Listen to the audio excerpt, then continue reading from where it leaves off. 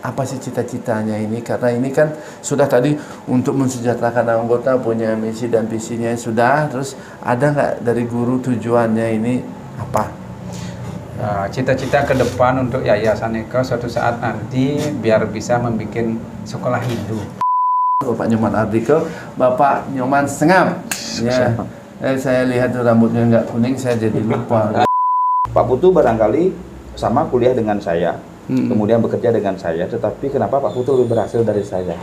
Nah, ada prosesi karang awak dengan karang umah. Karang awak sama dengan karang umah. Jadi satu pesan saya kepada generasi Bali, jangan melupakan leluhur. Saya di sini aja di tempat ini, tidak tahu ada dari Karangasem membawa keris di sini, terus tidak boleh dibeli. Tidak, pokoknya saya serahkan kepada Pak Putu. Ada orang yang bawa-bawa keris, saya taruh aja dan saya doakan dan saya tidak ngerti. Nah, bagaimana solusinya seperti itu? Jadi, kalau ada yang bawa keris misalnya dari Jawa, dari Lombok, dari mana tuh, terima, itu bagus sebenarnya. Kalau keris tidak ada yang membuat ala, membuat kesusahan, nggak ada. Kalau dirawat atau disucikan, pasti ada fungsinya.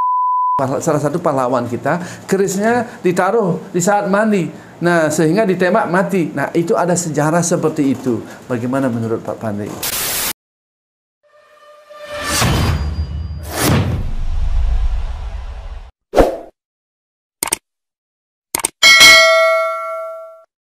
Selamat datang di Jarak Podcast. Hari ini saya bersama orang-orang yang hebat spiritual tentunya.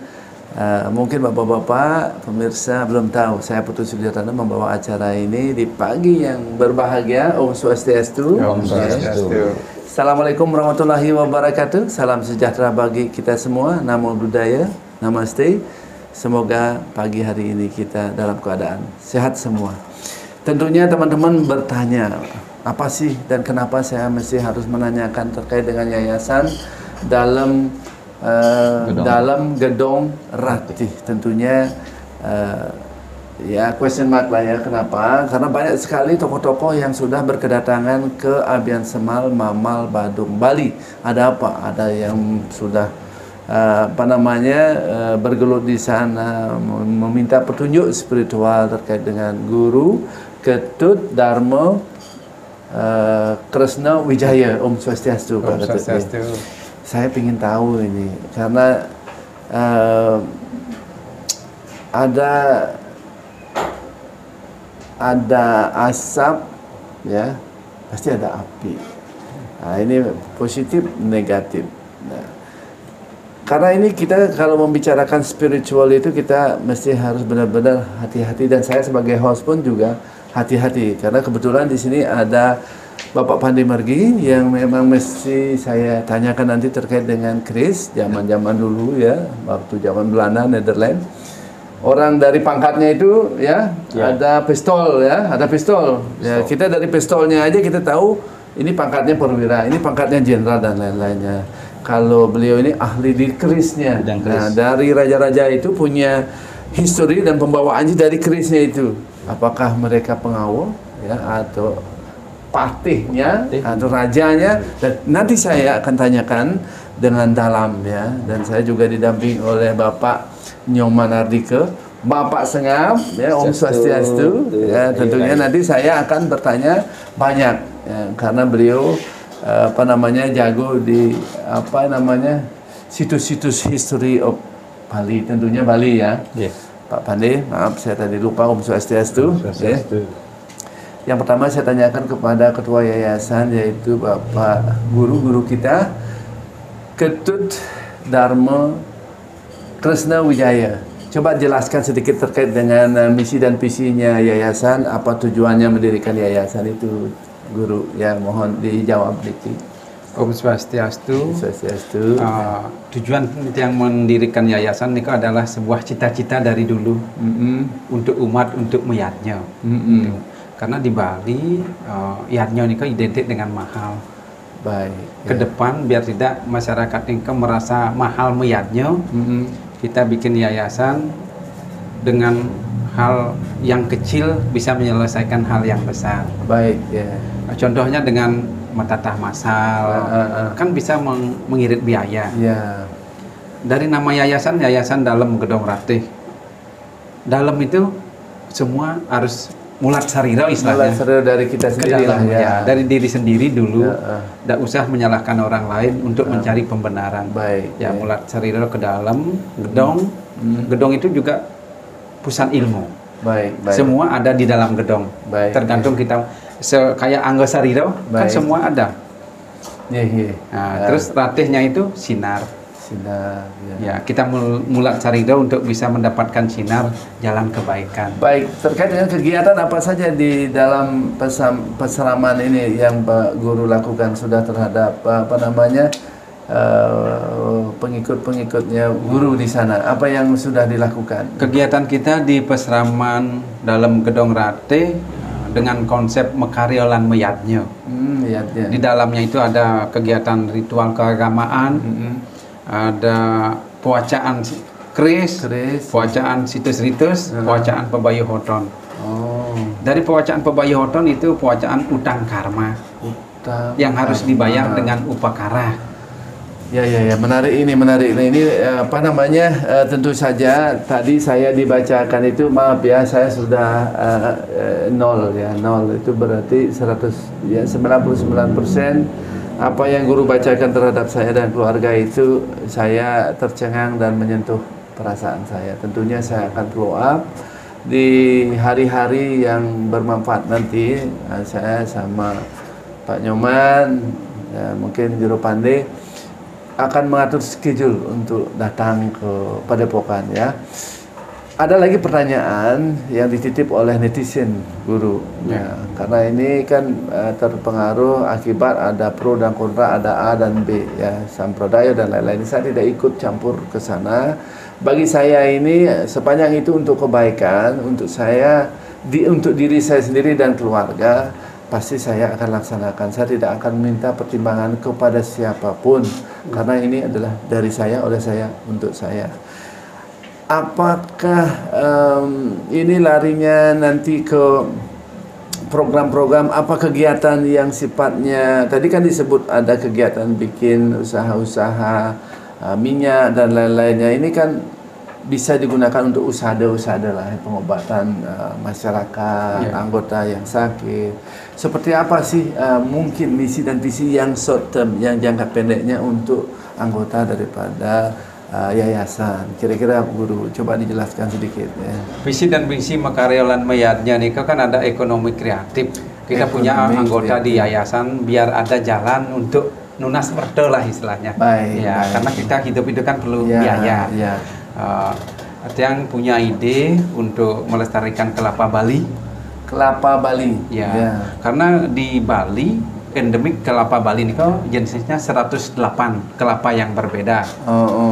Terus di sana yang gabung dengan usada tradisional pengobatan Bali. Usada pengobatan tradisional Bali. Ya. Oke, baik. Kita gabung di semua jenis kelapa nih kan. Baik, ada. ya.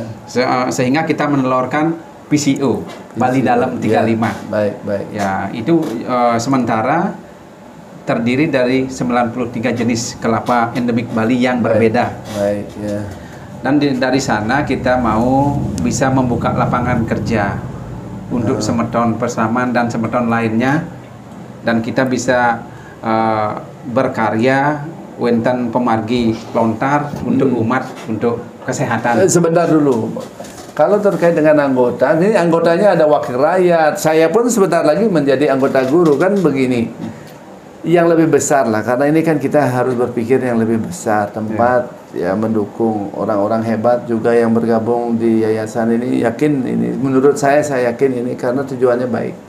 Dan itu ada penjelasan turunan dan berita acara nanti gitu ya.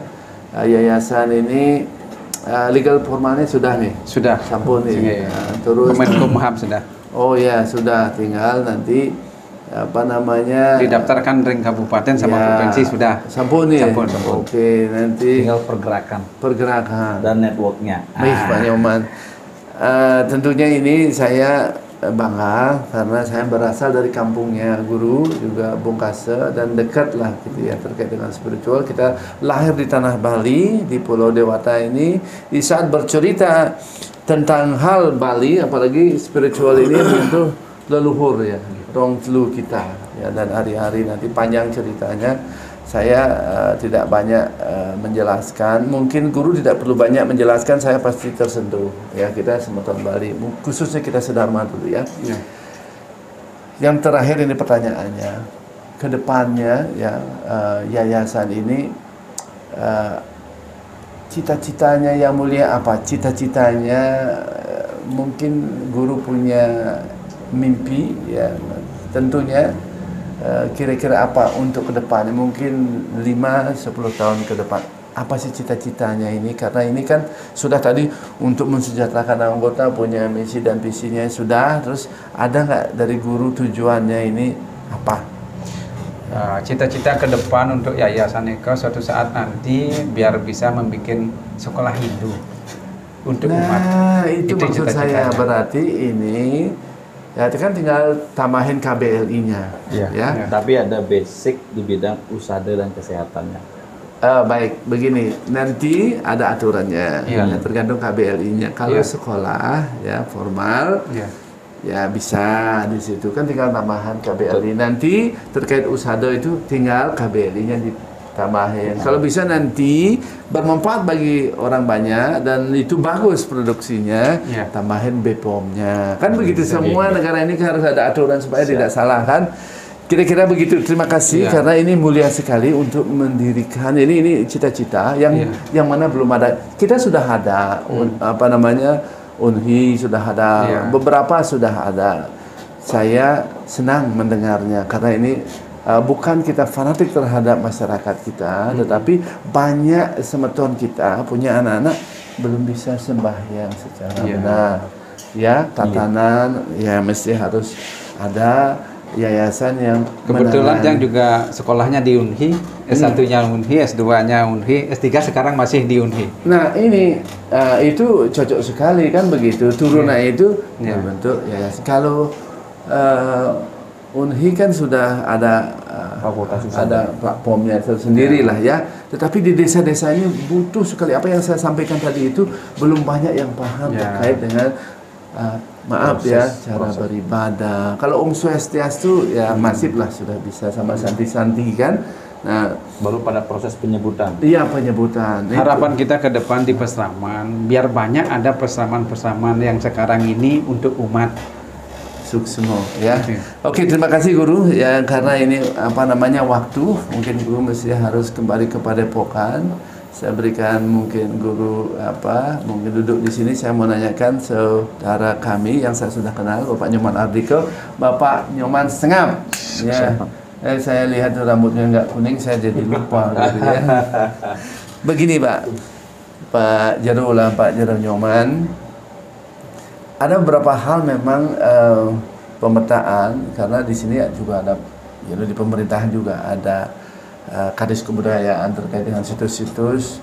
Nah, sejauh Pak Nyoman tahu situs-situs yang Bapak tekuni itu seperti apa sih? Nah, kita juga ngerti ya, kalau kita di Bali itu ada kusala-kusali, kalau di Cina itu ada feng shui dan lain-lainnya.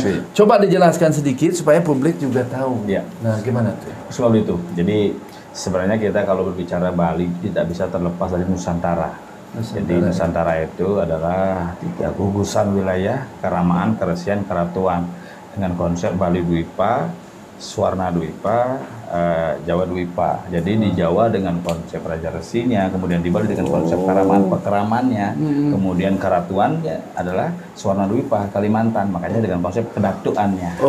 Begitu ya. Kalau kita berbicara dengan konsep Nusantara ini, tentunya Bali salah satunya juga memiliki sebuah ulu. Nah, di Bali ini ada kepala. Jadi kalau kita berbicara tentang daerah barat, Batu Karu sebagai hulunya, kepalanya, gunungnya. Jadi kita berbicara masalah teben. Makanya tebe dijadikan ulu. Makanya ketika orang buat sanggah di daerah Tabanan, mulu ke jalan, bukan kajak angin utara. Jadi lebih banyak ke teben. Nah, ini yang agak berbeda. Kemudian kita berbicara Batur sebagai ulu, itu di Maharata, disebut di wilayah Perut. Makanya kalau kita berbicara wilayah aliran Gunung Batur, jadi sistem perutnya, ekonominya pasti akan maju, pasti. Indah alamnya Tabanan sangat indah, tapi ketika berbicara wisata, isi perut Bandung, Bangli, Gianyar, Pak Joni nyentuh-nyentuh begitu ini ke laptop ini, sama saja kan tergantung SDM-nya. Boleh kita berbicara secara SDM, tetapi jangan lupa ini Karangawak sebagai SDM, Karang Paumahan sebagai identitas. Nah, inilah yang memainkan dalam konsep situs-situsnya. Karena ada begini, Pak Putu barangkali sama kuliah dengan saya, kemudian bekerja dengan saya, tetapi kenapa Pak Putu lebih berhasil dari saya? Nah, ada prosesi Karangawak dengan Karangumah. Karangawak sama Karangumah. Karangumah. Jadi inilah disebut dengan karang. Jadi kalau dalam situsnya karang, dalam ritusnya ritualnya karangan. Makanya kita di Bali ada sistem sekarangan, sate karangan. Ini karangan pitulas, karangan solas, karangan pitu. Ini tergantung posisi jabatan. Makanya di Bali sebenarnya kita tidak bisa terlepas gitu. Terutama di Bali itu yang bilang. Karena ketika kita melihat satu hal, bendese. Kalau terahnya memang terahnya bendese pemimpin, dia akan menjadi pemimpin keturunannya. Kalau dalam bahasa simpel saya, anak ayam pasti akan jadi pitik. Dan pitik sebelah besar jadi ayam. Ini yang sering dipukul ratakan dengan teori barat. Tunggu sebentar dulu. Kalau umpamanya kita sama-sama sekolah, sama-sama punya makanan yang sama. Terus bagaimana caranya supaya rezekinya itu lancar? Bagaimana makanya itu dibentuklah yayasan gitu ya. Datang ke yayasan dalam gedung Ratih supaya bisa dapat rezekinya kembali. Bisa dapat rezekinya karena seperti gini, kadang-kadang orang berpikir sekolahnya sama, jam sekolahnya sama, kemudian bekerja di tempat yang sama, tetapi rezekinya berbeda. Padahal gajinya sama.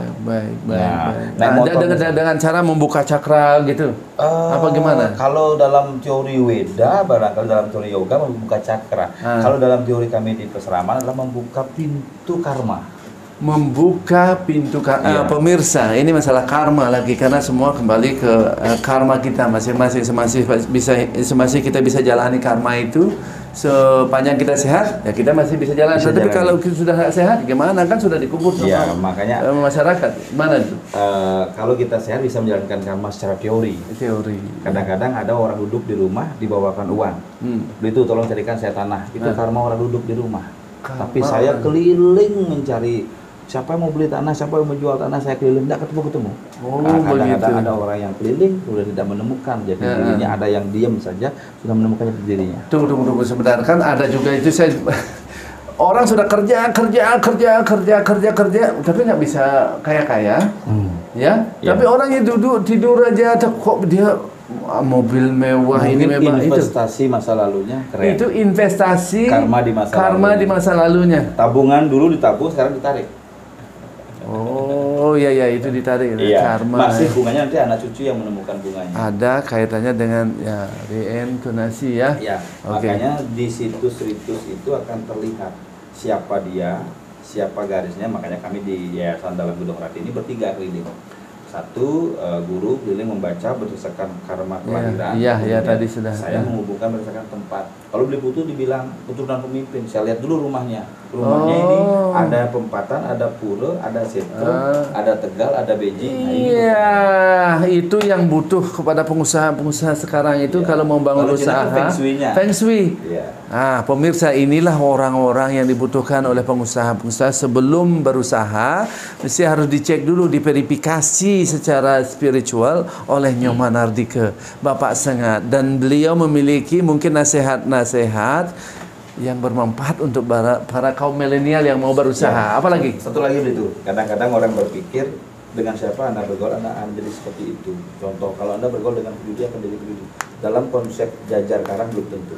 Saya bergaul dengan bupati, saya belum jadi bupati sampai hari ini. Oh, begitu ya. Konsep karang? Jajar karang. Jajar karang. Konsep jajar karang belum tentu kita bergaul kepada orang hebat, kita jadi hebat. Saya bergaul dengan Beli Putu sekarang ini belum bisa jadi seperti Beli Putu, punya usaha banyak. Terus? Tetapi minimal saya punya relasi dengan usaha yang banyak. Baik, terus? Nah, itu jadi jajar karang itu menentukan siapa dia, siapa leluhurnya. Kalau bahasa kerennya mengguru ke hulu. Hulunya siapa dulu leluhurnya? Leluhurnya itu berguru ke leluhur, kembali ke leluhur. Makanya orang Nusantara pasti pemujanya adalah leluhur. Oh, berarti kalau kita mau sukses itu kita harus minta izin kepada leluhur dulu. Iya, minta petunjuk ke leluhur dulu gitu ya. Betul. Baik, Pak. Kurang lebihnya begitu. Berarti secara nasional ini kan Renstra terkait dengan pembangunan di Bali ya. Betul. Tentunya banyak ya ada pro dan kontra karena kita beraneka ragam. Kita berbeda dengan adanya perbedaan kita Pancasila itu terbentuk. Ada orang non Muslim, ada Nasrani. Nah tentunya ini bagaimana caranya? Tentunya ini berbicara kepada yang sedharma lah ya kira-kira begitu yang percaya. Kalau kita di Peseraman bukan hanya berbicara masalah sedharma saja. Nah apa tuh? Kalau sudah kita berbicara masalah garis karma, kalau sudah orang Nusantara bahkan orang luar saja, kelahiran itu kan dipengaruhi oleh circle berputar terus, apalagi kita di Nusantara orang Bali yang mengenal leluhur, kelahirannya pasti beliau itu tidak mungkin yang tumitis adalah keluhurannya John Biden. Oh iya. Nah, pasti keluhurannya Bapak Mangku Bongkase. Iya. Tidak mungkin keluhuran Barack Obama yang tuh. Iya. Seputaran itu saja. Begini, saya dengar kemarin beberapa minggu yang lalu anak buah saya bilang, wah ini ada pejabat negara turun ke yayasan minta petunjuk karena sempat komplain ini gimana saya dibacain menjadi wakil rakyat. Setelah itu menjadi wakil rakyat, akhirnya dia oh iya benar ya, akhirnya dia menjadi anggota yayasan daripada guru. Jadi di yayasan sebenarnya ada istilah anggota, kita lebih banyak menyebut keluarga besar. Ya, kalau sudah keluarga menjadi lebih dekat, kalau sudah besar jadi lebih banyak. Baik, nanti di ADART ya, mungkin peraturan di yayasan dibikin supaya kami publik menyebutnya itu enak, berarti keluarga besar. Kalau sudah menjadi keluarga, sama memiliki, menjaga. Ini malah cerdas sekali. Jaringannya besar lagi. Pak Nyoman, saya ini terkejut. Ya, saya kira Pak Nyoman pandai lihai di panggung aja. Ternyata Pak Nyoman memahami yang saya sebut di luar negeri itu ini spiritualnya terkait dengan ini harus gandengan dengan arsitek Bali, harus gandengan dengan kusali itu. Juga yang diberikan kesempatan ngajar di Fakultas Teknik. Oh pantesan, ya. Jadi kalau secara jajar karang di Bali secara umum arsitektur Bali di Bali tidak akan bisa dipasang. Kenapa tidak bisa dipasang? Karena wujudnya berbeda. Sebagai contoh begitu. Ketika kita berbicara batu karu, puranya adalah beten. Ketika berbicara tentang batu, puranya menggunung ratu. Ketika berbicara Gunung Agung, puranya di atas. Iya, gimana tuh? Ketika itu arsitekturnya, makanya yang lebih condong melihatnya bersama guru. Ini kelahirannya begini, karmanya begini. Coba lihat karangnya. Ada pelinggih yang kurang pas nggak? Kalau kita berbicara salah, tidak benar. Karena apa? Yadnya pun tidak ada yang salah. Karena ada kurang lebih. Bagaimana melengkapi yang kurang ini menjadi pas, bagaimana yang mengurangi yang lebih ini juga menjadi pas. Baik Pak Nyoman, tentunya ini mesti harus didokumenkan dan menjadi buku. Ya, saya punya saran bikin buku, nanti tunjuk satu saudara ya, keluarga yang memang membuat kegiatan itu seperti apa, karena ini kita akan ketinggalan ya, siapa yang meneruskan generasi kita, dan guru juga adanya buku, adanya lontar bisa berdiri seperti ini ya, saya yakin juga Pak Nyoman Ardike ya juga bisa bicara ini ya, karena guru saya juga di Kesiman di Mangkusare sudah membukukan tentang situs dan itu kalau ada itu lebih up to date. Kemarin situs penggambarannya, perwatakannya. Kalau berbicara di barat, Aeng di Rangdo, Barong Rangdo, di tengah Barong Landung, Aeng bagus, Jegek Aeng. Kalau berbicara di timur Gunung Agung, Jegek bagus, makanya Sangyang begitu. Itu identitas berdasarkan wilayah, tidak bisa dipukul ratakan. Ya, karena begini, bule-bule Belanda, Eropa itu mereka banyak melakukan disertasinya di Bali. Tentunya kalau kita tidak bisa menjelaskan itu akan histori kita berbeda. Dulu pernah seorang bule di bawah sama seorang wartawan ketika berbicara, kenapa di Tabanan kok memang orang Tabanan yang bisa bikin begini gitu bahasa. Nah, ketika saya ini artinya begini. Makanya bumi beten adalah bumi pertiwi adalah bumi liak. Ketika ngomong liak, makanya orang Tabanan ngomongnya liak gitu ya. Jadi bumi tengah, bumi perut. Nah, bumi timur Karangasem bumi kepala. Ketika batu karu yang runtuh kabarannya lumpuh karena kaki. Ketika batur yang runtuh perut sakit, tidak bisa makan. Tapi ketika Gunung Agung yang lumpuh kepala mati. Baik, ya, terima kasih Pak Nyoman. Harapan Pak Nyoman kepada masyarakat Bali dan Nusantara khususnya yang terkait dengan situs-situs ini apa? Satu hal, kami di Bali itu ada dua hal. Apa itu? Nami ngurdi, apa yang sudah ditami itu diurdian. Jadi satu pesan saya kepada generasi Bali, jangan melupakan leluhur. Jangan melupakan, pemirsa, itu orang Sunda bilang jangan melupakan leluhur, ya. Makanya kalau orang Sunda bilang upacaranya pakai kalapa, ruang dan waktu. Karena dimanapun leluhurnya, apapun leluhurnya tetap menggunakan ruang dan waktu. Tepat sekali Pak Nyoman, ya. Terima kasih ini. Ada nggak lagi satu kata mungkin Pak Nyoman sampaikan? Nanti kalau mau satu kata lagi, dua kata lagi, berkunjunglah ke pesantren. Oke, saya akan kunjungi itu. Kita kembali kepada Bapak Pandey Margi ini. Ya. Pak Pandey, tentunya ini kan menjadi fenomena, ya. Mungkin histori Angkatan TNI, ya, artinya dulu zamannya AKABRI, ya, zaman Belanda, ya, terus sekarang sudah modern, ada pangkat-pangkat yang jelas dan juga memakai tongkat-tongkat. Kalau sepengetahuan Pak Pandey, ini terkait dengan keris, ya, kan banyak orang yang juga bawa keris, tetapi bagaimana menurut Bapak? Bisa nggak menjelaskan sedikit kenapa pengawal-pengawal itu bawa keris yang seperti itu, tujuannya apa? Coba. Begini, kalau masalah keris, kalau keris memang sih sudah membooming, keris dibilang warisan budaya dunia. Baik. Kalau kita di Bali, kalau keris itu bahasa Balian, keris pinako pengajak keluarga, keris itu irago ngerakso leluhur sekalo sebenarnya.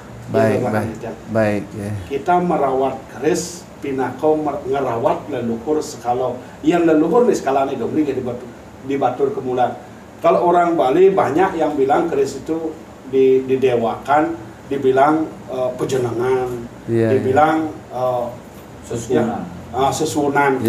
Kalau keris itu tidak ada yang punya, misalnya keris itu yang ada duen kawitan, keris itu tidak ada duen merajan yang punya leluhur. Baik, ya. Begini Pak Pandey, tentunya sekarang kan fenomenanya banyak, ya, karena banyak kolektor-kolektor yang sampai mencari keris yang punya sejarah yang digunakan oleh raja-raja zaman dulu kan. Nah, tadi sudah ada intro sedikit terkait dengan keris, ya, karena keris itu identik dengan kepangkatan zaman-zaman kerajaan dulu, ya. Kalau sekarang itu apakah masih berguna? Ya, coba dijelaskan sedikit, ya. Jadi kalau memang keris kepunyaan leluhur, memang si Ati pangkat ada, memang pangkat-pangkatnya, misalnya kalau dulu kan tidak ada, misalnya jurusannya bagian kedokteran kan nggak ada. Kalau dulu kan atau nama Usadok Malianin gitu. Memang sih ada dari kepunyaan leluhur tuh. Oh, ini tugasnya Malianin, oh ini tugasnya bagian pejabat. Seperti Bapak Pak Putu. Bapak itu sebagai orang pejabat, pasti ada keris yang ada kaitannya arahnya ke pejabat. Ya begini, saya di sini aja di tempat ini, tidak tahu ada dari Karangasem membawa keris di sini, terus tidak boleh dibeli, pokoknya saya serahkan kepada Pak Putu. Ada orang yang bawa keris, saya taruh aja dan saya doakan, dan saya tidak ngerti. Nah, bagaimana solusinya seperti itu? Kalau ada yang bawa keris misalnya dari Jawa, dari Lombok, dari mana tuh, terima, itu bagus sebenarnya. Kalau keris tidak ada yang membuat alam, membuat kesusahan, nggak ada. Kalau dirawat atau disucikan, pasti ada fungsinya. Baik.